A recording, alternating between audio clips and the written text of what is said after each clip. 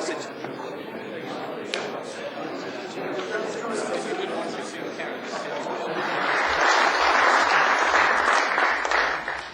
As you get on the plane, and I realise there's a little old lady sitting on the outside. She's not comfortable. You know, she's not happy.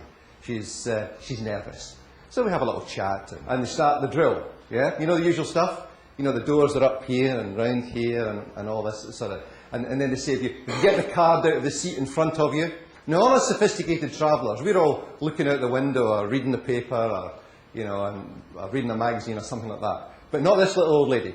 She's got the card in front of her, and she's following every bit, and she's following this thing all the way through. So it wasn't just me that noticed that she was a little bit nervous, because one of the stewardess, she was coming through the cabin with a sandwich and a cup of coffee, and I heard her say to her, "Mrs. McDonald, would you like a cup of coffee?"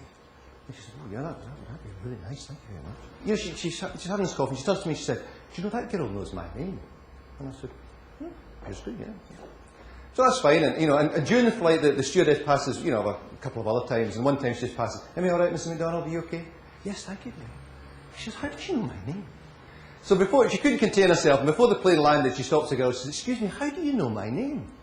And the girl said, "That's a professional secret," she said. "It's a professional secret." Now the point about all of that is, when that old lady steps off that plane, what does she think about British Midlands? Special. She feels a little bit different. That someone has just taken the chance, the time just to care. But it's this business about using names. Now, I know you're going to say, "Oh yeah, using the customer's name and so on." But it's just one tiny little thing that suggests that we care.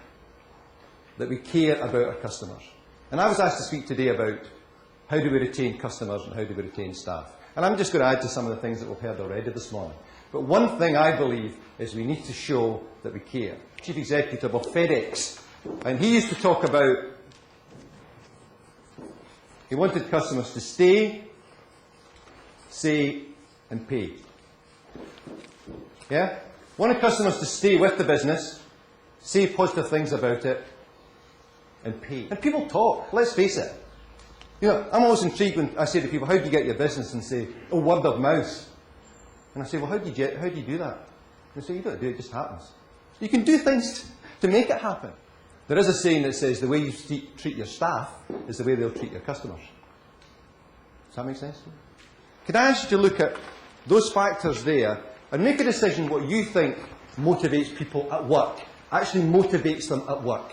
When they get to work, what motivates them? And if you just rank them from 1 to 10, all the way through, 1, 2, 3, 4, 5, 6, 7, 8, 9, 10. You want to see some of the figures that the employees come up with, which is just slightly different.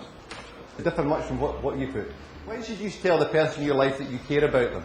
And the answer was, before somebody else does.